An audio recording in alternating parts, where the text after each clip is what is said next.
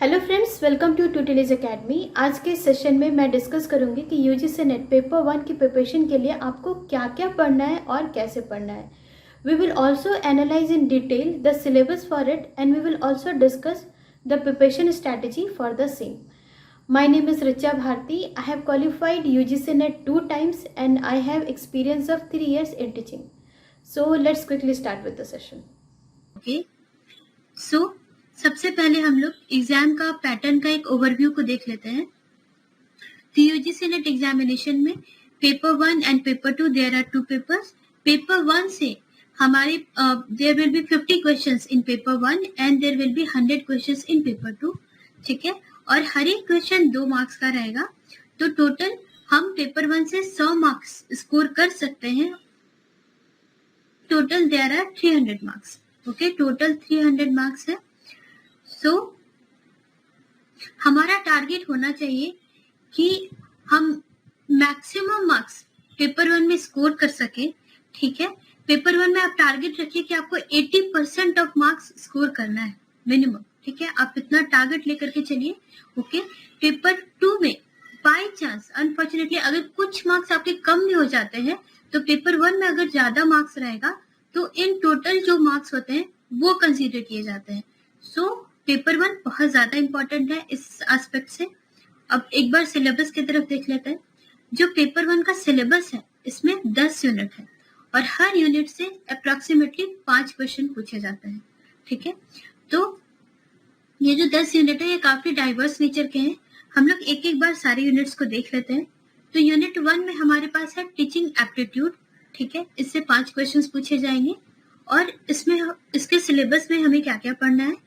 तो उसमें है टीचिंग में हमें टीचिंग का कॉन्सेप्ट, टीचिंग की ऑब्जेक्टिव, लेवल्स ऑफ टीचिंग क्या क्या होती है, कैरेक्टरिस्टिक्स क्या होती है टीचिंग की, बेसिक रिक्वायरमेंट क्या होती है टीचिंग एप्टीट्यूड की, वो सब कुछ देखना है। उसके बाद हमें लर्नर कैरेक्टरिस्टिक्स के बारे में भी पढ़ना है, ठीक है, कि कैरेक्टरिस्टिक्स क्या होती है एडोलेसेंट और एडल्ट लर्नर की, इंडिविजुअल डिफरेंसेस सब में क्या क्या होता है, कैसे टीचर को मैनेज करना है इंडिविजुअल डिफरेंसेस के समय में, ठीक है। फिर फैक्टर्स क्या क्या हैं जो टीचर्स को अफेक्ट करती हैं, टीचर, लर्नर, सपोर्ट मटेरियल, ये सब कुछ पढ़ना है। Instruction facilities, learning environment and institution, ठीक है। फिर है method of teaching in institution of higher learning, teacher centred versus learning centred method, offline and online centred method, Swayam Prabha, MOOC, massive open online courses, इन सब के बारे में पढ़ना है। Teaching support system, traditional teaching पहले थी, अब modern and ICT based teaching हो गई है, उन सब के बारे में आपको जानना है। इवैल्यूएशन सिस्टम्स है कि कैसे इवैल्यूएशन होता है, एलिमेंट क्या क्या है इवैल्यूएशन के, type of evaluation in choice based credit system in higher education, computer based testing, innovation in evaluation system, ये सब कुछ हमें जानना है। पेपर 2 है रिसर्च, 5 क्वेश्चंस आ सकते हैं इससे भी, ठीक है। देखिए इसमें क्या क्या है, इसमें हमें रिसर्च का क्या मतलब होता है, इसके टाइप्स क्या क्या हैं, कैरेक्टरिस्टिक्स क्या होती है रिसर्च की, positivism and post positivistic approach क्या क्या होता है रिसर्च का, वो सब कुछ देखना है। मेथड ऑफ रिसर्च बहुत इंपॉर्टेंट है, experimental, descriptive, historical, qualitative, quantitative research, ये सब कुछ जानना है। स्टेप्स क्या क्या होते हैं रिसर्च के, साथ ही साथ हमें यहाँ पे देखना है कि थीसिस और आर्टिकल राइटिंग का क्या फॉर्मेट है, क्या स्टाइल है। Application of information and communication technology in research, वो देखना है। और फिर रिसर्च का एथिक्स, इन सबको पढ़ना है, ठीक है। यूनिट 3 में देखिए हमारे पास एक रीडिंग कॉम्प्रिहेंशन का पैसेज रहेगा जिसमें कि क्वेश्चंस पूछा जाएगा और उस पैसेज को देख करके आपको क्वेश्चंस को आंसर करना है, ठीक है। 5 क्वेश्चंस रहेंगे, एक सिंगल पैसेज रहेगा। ओके, नेक्स्ट यूनिट 4 है कम्युनिकेशन। इसमें हमें देखना है कि कम्युनिकेशन का क्या मीनिंग होता है, type of communication, characteristics of communication, effective communication किसे कहते हैं, verbal and non verbal communication, intercultural and group communication, classroom communication, barriers क्या होते हैं इफेक्टिव कम्युनिकेशन के, इंपॉर्टेंट है। मास मीडिया एंड सोसाइटी, ठीक है। किसी भी टॉपिक से 5 क्वेश्चंस पूछे जा सकते हैं। फिर देखिए मैथमेटिकल रीजनिंग एंड एप्टीट्यूड भी पेपर 1 में इंक्लूडेड है, जिसमें types of reasoning, number series से क्वेश्चंस आते हैं, लेटर सीरीज है, कोड्स, कोडिंग एंड डिकोडिंग होती है, रिलेशनशिप में से भी क्वेश्चंस आते हैं। फिर मैथमेटिकल एप्टीट्यूड में क्या आता है, इसमें fraction, time and distance, ratio, proportion, percentage, profit and loss, interest and discounting, averages, इससे भी क्वेश्चंस आता है। आपको बेसिक आइडिया मैथमेटिकल एप्टीट्यूड का भी होना काफी जरूरी है। फिर है logical reasoning, unit 6। Logical reasoning में what we have to understand the structure of argument. ठीक है, आर्ग्यूमेंट के बारे में पढ़ना है, आर्ग्यूमेंट का क्या क्या फॉर्म होता है, structure of categorical preposition, mood and figure, formal and informal फैलेसीज के बारे में आपको आइडिया होना चाहिए, use of language, connotation and denotation, classical square of opposition से भी क्वेश्चंस बहुत बार आते हैं, evaluating and distinguishing, deductive and inductive reasoning, इनका बारे में भी आपको पता होना चाहिए, इनका डिफरेंस पता होना चाहिए, एनालॉजीज आती है, वेन डायग्राम से रिलेटेड क्वेश्चंस आते हैं। उसके बाद इंडियन लॉजिक आता है, मीन्स ऑफ नॉलेज, प्रमाणस के बारे में भी काफी क्वेश्चंस आता है, प्रत्यक्ष, अनुमान, उपमान, शब्द, अर्थपट्टी, अनुपलब्धि। ठीक है, इन सब के बारे में भी आपको पढ़ना है। फिर है स्ट्रक्चर एंड काइंड ऑफ अनुमान, व्याप्ति, हेतु भाषा, ये सारे भी इन सब के बारे में भी आपको पढ़ना है।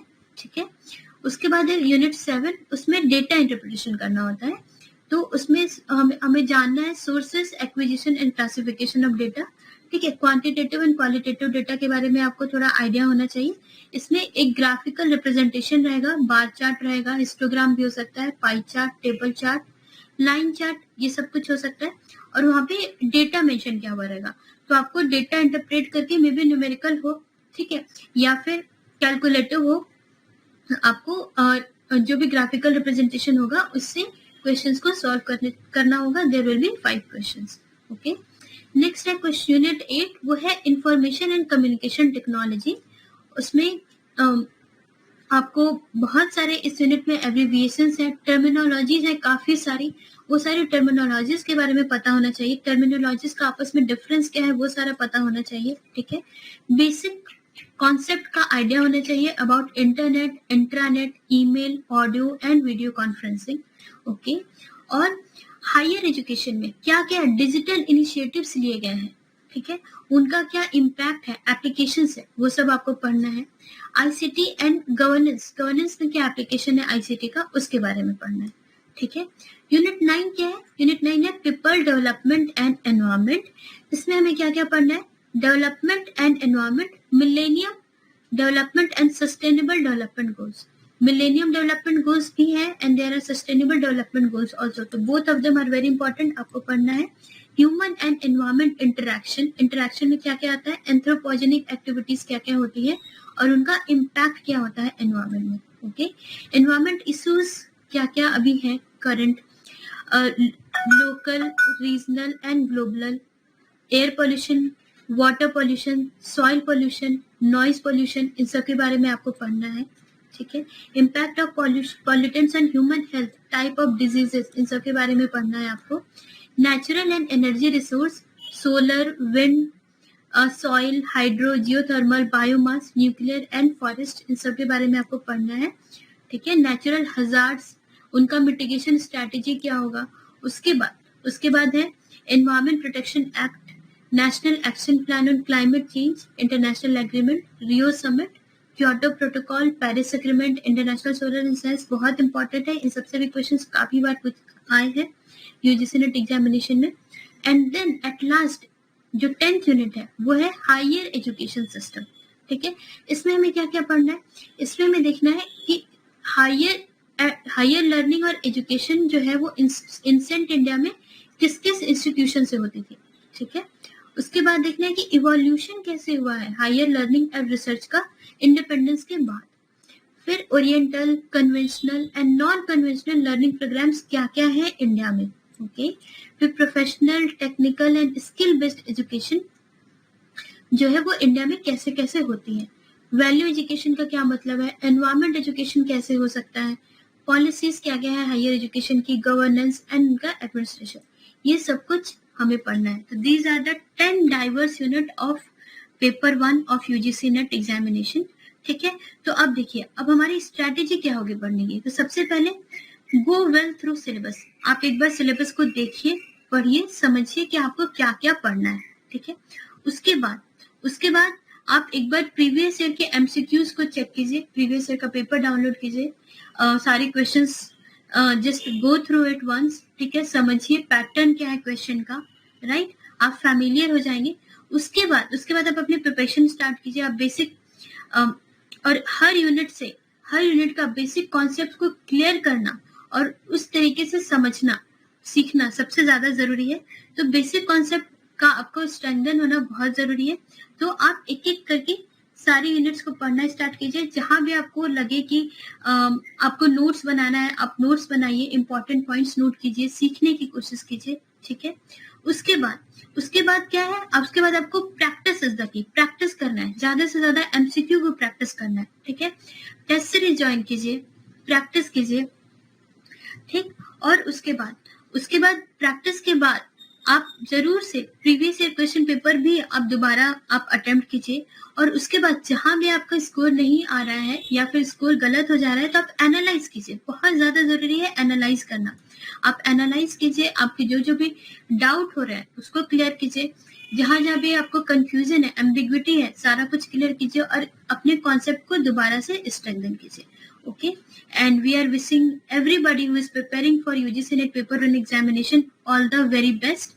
Okay, Tutelage Academy has come up with a course to help student in the preparation of paper 1. हम एक न्यू कोर्स स्टार्ट कर रहे हैं जिसमें कि हम टोटल 1000 MCQs करवाएंगे, कॉन्सेप्ट जिसमें कि कॉन्सेप्चुअल क्वेश्चंस रहेंगे पेपर 1 के, बहुत ही important, and there will be 100 questions from each unit. और वो 100 क्वेश्चंस आपके सारे टॉपिक को कवर करेगा फ्रॉम एवरी यूनिट। ओके, और उसमें मॉक टेस्ट भी रहेंगे, टेस्ट सीरीज भी रहेगा। आप ज्वाइन कर सकते हैं और अपनी प्रिपरेशन को बेसिक कॉन्सेप्ट को क्लियर करते हुए कंटिन्यू कर सकते हैं। ओके, या so thank you students for your time and again wishing you all the very best.